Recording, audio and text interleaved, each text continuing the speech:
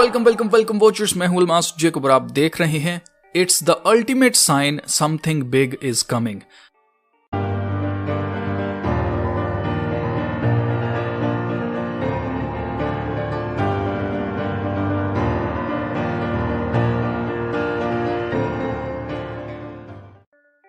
New Zealand की prime minister Jacinda Ardern ने 2 दिन पहले ऑफिस छोड़ने का ऐलान किया।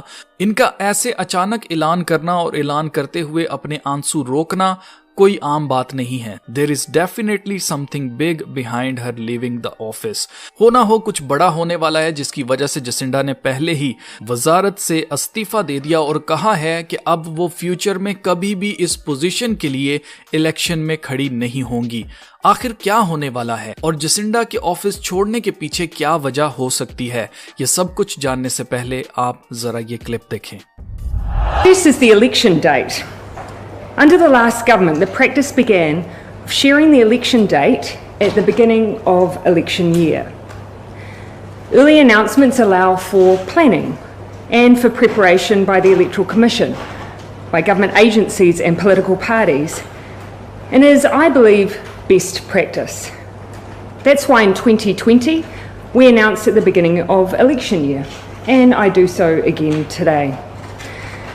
The general election for 2023 will be held on Saturday, the 14th of October. I can see in the room who has won the sweepstake.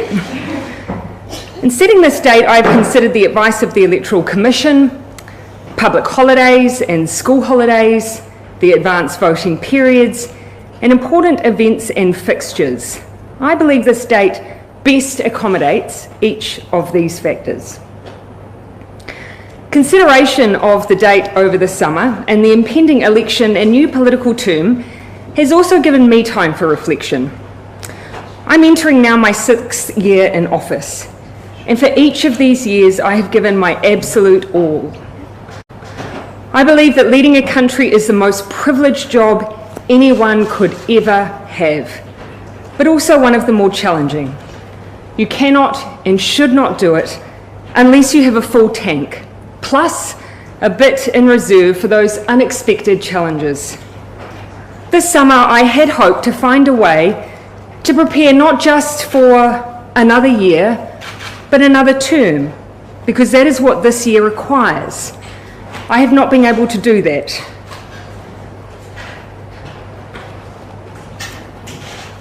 And so today I'm announcing that I will not be seeking re-election,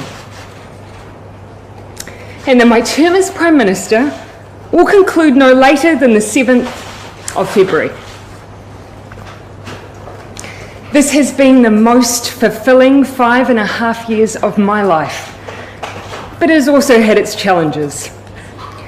Amongst an agenda focused on housing, child poverty and climate change, we encountered a major biosecurity incursion, a domestic terror event, a major natural disaster, a global pandemic, and an economic crisis.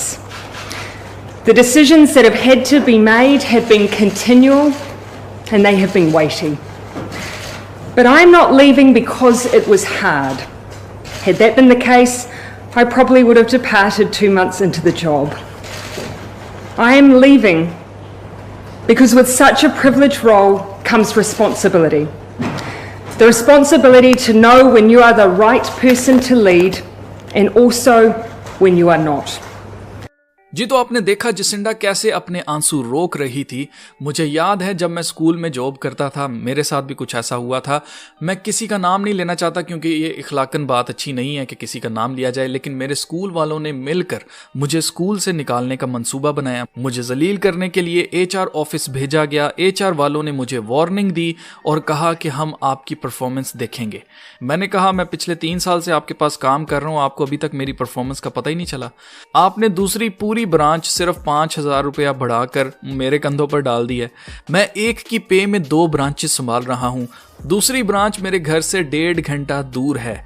आप मुझे मेरी ही branch में रहने दें, जिस पर HR वालों ने कहा कि ये पॉसिबल नहीं है। तो मैंने कहा कि फिर मैं रिजाइन करूंगा।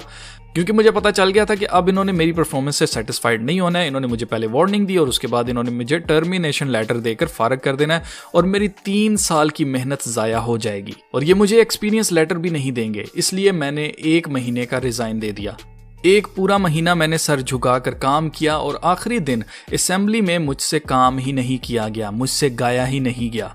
मैंने ऐसे ही अपने आंसू रोके क्योंकि स्कूल के बच्चों से मुझे लगाव हो गया था और मैं जानता था कि यहाँ से जाने के बाद मैं इन्हें कभी नहीं देख पाऊंगा। मैंने रिज़ाइन इसलिए नहीं किया था कि मैं काम नहीं करना चाहता था, मैंने नाइंसाफ़ी को देखते हुए रिज़ाइन किया था। मुझे लगता है कि जसिंडा के साथ भी कुछ ऐसा हुआ है। ज़रूर न्यूजीलैंड में कोई बहुत बड़ी नाइंसाफ़ी होने वाली है जिसका इल्ज़ाम जसिंडा के कंधों पर आने से पहले ही जसिंडा ने रिज़ाइन करना बेहतर समझा है।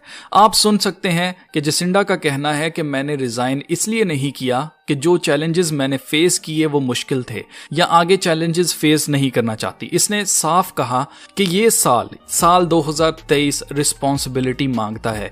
ऐसी कौन सी रिस्पॉन्सिबिलिटी है जो जसिंडा नहीं लेना चाहती?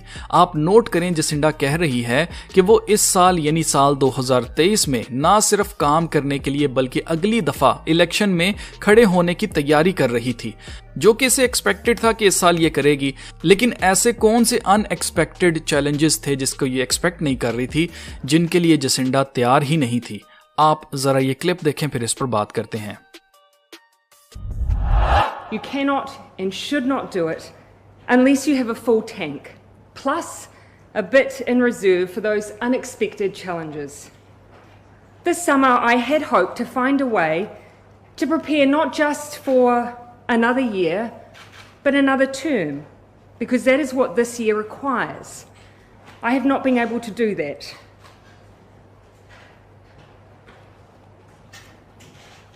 And so today I'm announcing that I will not be seeking re-election, and that my term as Prime Minister will conclude no later than the 7th of February.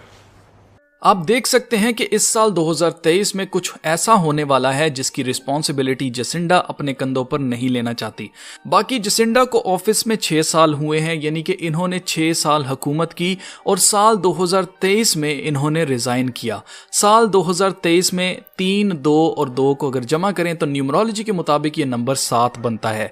6 number 6 साल हुकूमत का और number 7 को जमा अगर हम करते हैं तो ये नंबर 13 बनता है। नंबर 13 आप अच्छी तरह से जानते हैं कि ये नंबर इल्यूमिनाटी वाले हमेशा इस्तेमाल करते हैं।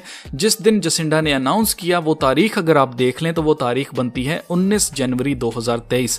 9 और 1 को जमा करें 19 नंबर में तो ये नंबर 10 बनता है, और पहला महीना होता है जनवरी का तो 1 यहां पर भी जमा करें तो नंबर 11 बनता है। साल 2023 का अगर हम नंबर देखें तो वो नंबर 7 बनता है। 7 को 11 से जमा करें तो ये नंबर 18 बनता है। और आप अच्छी तरह से जानते हैं कि नंबर 18 ये शैतान के बच्चे 666 मार्क ऑफ द बीस्ट के लिए इस्तेमाल करते हैं। ये न्यूमरोलॉजी आपको बताने का मकसद ये था कि हो ना हो इस साल कुछ बहुत बड़ा होने वाला है जिसके लिए दुनिया तैयार नहीं है और वो कोई अच्छी चीज नहीं है। जहां तक जसिंडा की बात है तो साल 2005 में जब ये 25 साल की थी उस वक्त इसने हमजिन्स प्रस्ती को सपोर्ट करने के लिए, सिर्फ उसको सपोर्ट करने के लिए मसीहत को छोड़ दिया था। पहले ये क्रिश्चियन थी, इसने क्रिश्चियनिटी को छोड़ दिया। इसने कहा मसीहत मेरे पर्सनल व्यूज के साथ कॉन्फ्लिक्ट करती है, मतलब इसके मुताबिक आदमी का आदमी के साथ सोना, औरत का औरत के साथ सोना गुनाह नहीं है, जबकि खुदा का कलाम साफ साफ कहता है कि हम जिन्स प्रस्त खुदा की बादशाहत में नहीं जाएंगे, ये गुनाह है। फिर साल 2017 में जसिंडा ने ऐलान किया कि वो एग्नोस्टिक हो गई है। एग्नोस्टिक वो लोग होते हैं जो खुदा का इनकार तो नहीं करते लेकिन वो ये भी नहीं कहते कि खुदा है, वो शक जाहिर करते हैं कि पता नहीं कोई खुदा है कि नहीं है।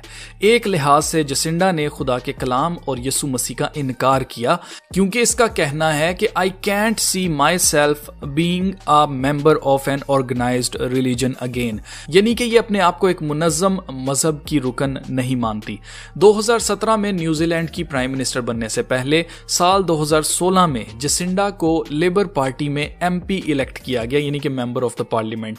साल 2016 में पार्लियामेंट का मेंबर होने के नाते जसिंडा ने फ्री मेसन्स यूनिवर्सिटी स्कॉलरशिप्स दी। ये बात साफ है कि न्यूजीलैंड में कोई प्रेसिडेंट नहीं होता है, सिर्फ एक वजीर आजम ही होता है जो हुकूमत चलाता है।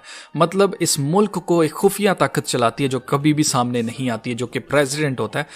आपको पता ही है वजीर आजम से ऊपर एक सदर सदर होता है, लेकिन इस मुल्क का तो सदर ही कोई नहीं है, जो नजर ही नहीं आता कि कौन है। तो दैट मीन्स कि इस मुल्क को फ्री मेसन्स ही चलाते हैं। आपको याद होगा साल 2021 में टाइम मैगजीन का एक कवर आया था जिस पर मैंने वीडियो भी बनाकर आपको बताया था। उसमें इन्होंने सारी दुनिया को आग लगाकर जली हुई दुनिया दिखाई थी। उस कवर को बनाने के लिए इन्होंने पूरी वीडियो बनाई थी। इस क्लिप में दिखाया गया था कि ग्लोबल वार्मिंग की वजह से पूरी दुनिया जल जाती है, लेकिन वाहिद न्यूजीलैंड सलामत रहता है। आप जरा ये क्लिप देखें, फिर इस पर बात करते हैं। It felt like the world was suddenly really small and kind of in our hands in tackling climate change, because that could be even more, and it is a global crisis that we should all be tackling together.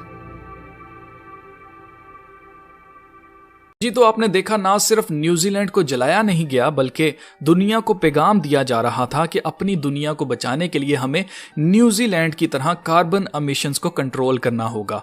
अब New Zealand ने ऐसा क्या किया था कि वो सबसे पहले जीरो कार्बन पर अपने मुल्क को लाने वाले बन गए, और जसिंडा ने ऐसा क्या किया था कि इनकी कार्बन एमिशन कम हो गई, और पूरी दुनिया में न्यूजीलैंड वो पहला मुल्क था जिसने अपने किसानों पर कार्बन टैक्स लगाया था। किसानों का कहना है कि ये टैक्स ना सिर्फ किसानों को नुकसान पहुंचाकर उनको आउट ऑफ बिजनेस कर देगा, बल्कि इन मुल्क में जॉब्स को भी कम कर देगा, यानी कि नौकरियां ही नहीं होंगी। नो फार्मर्स नो फूड, मतलब अगर किसान नहीं तो खाना भी नहीं मिलेगा। आप जरा ये क्लिप देखें, फिर इस पर बात करते हैं।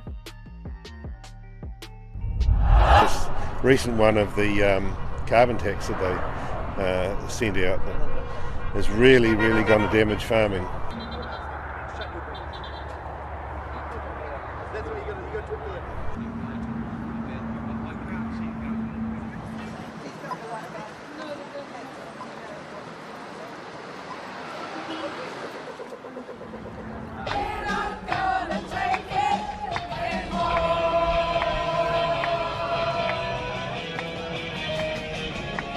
Supporting New Zealand farmers, the government's throwing too many taxes at them, and it's absolutely going to destroy our community. They're the backbone of New Zealand. We need the farmers, and all this overtaxing, and it's just got to stop.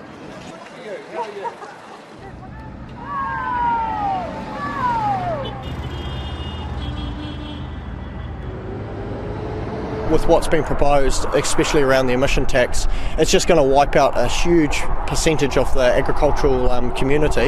It's going to make what I would call the mum and dad farmers, they're just not going to be able to afford to do it. And then to see all that good arable land converted into what I'd call carbon credits and just planting it in pine trees is just absolutely nuts. It's just a waste of good productivity. It's a waste of job creation. It's just जैसा मैंने आपसे कहा था कि अब लोग बीमारी से कम और भूख से ज्यादा मरेंगे, तो आपके सामने है जानबूझकर हुकूमतें काल पैदा करने की कोशिश कर रही हैं। ये काल कोई भी कुदरती काल नहीं है, ये कोई मौसमी तब्दीली की वजह से नहीं आ रहा है, और ना ही ये खुदा की तरफ से कोई काल पड़ रहा है। ये काल पैदा किया जा रहा है।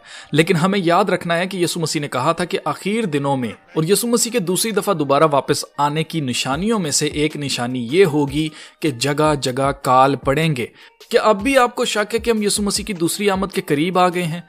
हुकूमतें आम इंसानों से असली खुराक छीन कर उन्हें जानबूझकर नकली खुराक खाने पर मजबूर कर रही हैं, ताकि लोग बीमार ही रहें, लोगों की इम्यूनिटी कमजोर रहे। जब लोगों की इम्यूनिटी कमजोर होगी तो उनके ऊपर कोई भी वायरस वगैरह उसके ऊपर अटैक कर सकता है, और इनका डीपॉपुलेशन एजेंडा जो ये काफी देर से कोशिश कर रहे हैं पूरी दुनिया में से 90% लोगों को कम करने की, वो पूरा किया जा सके। अब सिर्फ किसानों पर ही कार्बन टैक्स नहीं लगाया जाएगा, अगली बारी हमारी है। हम क्या खाते हैं क्या नहीं खाते हैं, उन सबको उसके जो लेबल्स हैं उसके ऊपर लिखा होगा कौन सा खाना आपको खाना चाहिए, कौन सा आपको नहीं खाना चाहिए, किसके ऊपर कार्बन टैक्स लगेगा, किसके ऊपर कार्बन टैक्स नहीं लगेगा।